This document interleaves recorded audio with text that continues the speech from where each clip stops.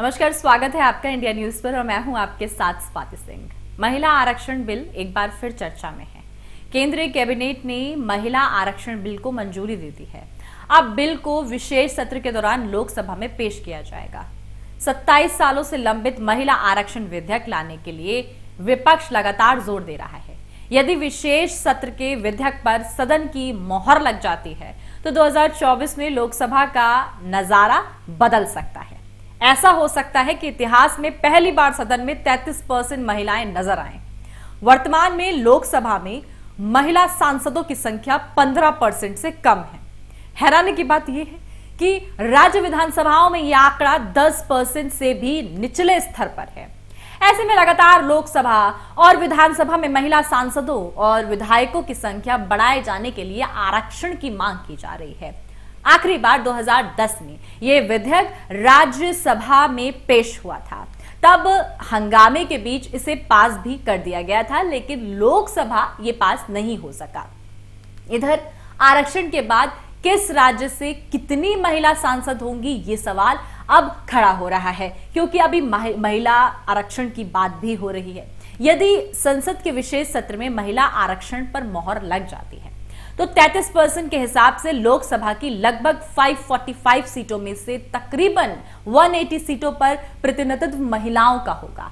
इस लिहाज से आंध्र प्रदेश में 25 लोकसभा सीटों में से 8 पर महिलाओं का कब्जा होगा। असम में 14 सीटों पर में अगर देखा जाए तो 5 पर महिलाओं का कब्जा होगा। बिहार में 40 में से 14, छत्तीसगढ़ में 11 में से 4 सीटें महिलाओं के लिए आरक्षित होंगी।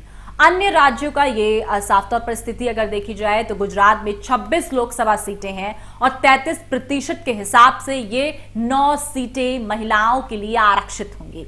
हरियाणा में 10 सीटों के लिहाज से 4, हिमाचल में 4 सीटों के हिसाब से तकरीबन 1 सीट महिला आरक्षित हो सकती है।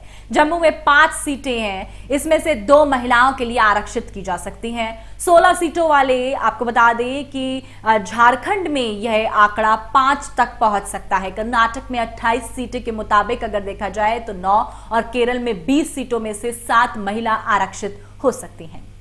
मध्य प्रदेश, महाराष्ट्र में ये आंकड़ा अगर देखा जाए तो लोकसभा में महिला आरक्षण के हिसाब से मध्य प्रदेश में 29 में से 10 सीटें महिलाओं के लिए आरक्षित की जा सकती है।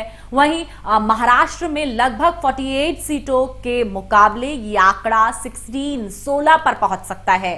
दिल्ली में 7 सीटों में से 2 और उड़ीसा में 21 सीटों में से 7 सीटें महिलाओं के लिए आरक्षित की जा सकती हैं। पंजाब, राजस्थान में ये होगा आंकड़ा अगर अब देखा जाए कि महिला आरक्षण लागू होने के बाद पंजाब में 13 लोकसभा सीटों में से 4 आरक्षित हो सकती हैं। वहीं राजस्थान में 25 में से 8 सीटें महिलाओं के लिए सुरक्षित की जा सकती हैं। तमिलनाडु में लगभग 39 लोकसभा सीटें, यहां आरक्षण के हिसाब से 13 सीटें महिलाओं के लिए आरक्षित रखी जा सकती हैं। इधर उत्तर प्रदेश की बात की जाए तो उत्तर प्रदेश में सर्वाधिक 27 सीटें हो सकती है। महिला आरक्षित उत्तर प्रदेश में सर्वाधिक लगभग 80 लोकसभा सीटें हैं। यदि महिला आरक्षण पर मोहर लग जाती है तो यह सर्वाधिक लगभग 27 सीटें महिलाओं के लिए आरक्षित की जा सकती हैं।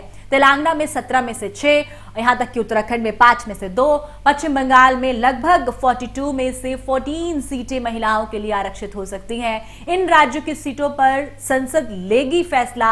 आपको बता दें कि जितने राज्य आपको अभी बताए गए हैं वहां 3 से ज्यादा लोकसभा सीटें हैं। देश में ऐसे कई प्रदेश हैं जहां सिर्फ 2 या 1 लोकसभा सीट है। इसमें अरुणाचल प्रदेश में 2, गोवा में 2, मणिपुर, मेघालय में 2-2, मिजोरम, नागालैंड, यहां तक कि पुडुचेरी, सिक्किम में 1-1, त्रिपुरा में लगभग 2 लोकसभा सीटें हैं। इसके अलावा केंद्र शासित अंडमान निकोबार और छत्तीसगढ़, दादरा नगर हवेली, दामन दीप, लक्षद्वीप, यहां तक कि लद्दाख में 1-1 लोकसभा सीट है। इन पर क्या होगा फिलहाल यह तय नहीं है। वहीं अभी के हालात की बात की जाए तो लोकसभा में लगभग 545 सीटें हैं। इसके लिहाज से लगभग 78 सीटों पर महिला सांसद चुनी गई। आंकड़ों के लिहाज से देखें तो यह आंकड़ा 15% से भी कम है। राज्यसभा में भी यही हालात हैं। वहां आपको बता दें कि तकरीबन 14% ही महिला सांसद हैं। राज्यों की विधानसभाओं में भी इनका औसत प्रतिनिधित्व 10% से भी कम है।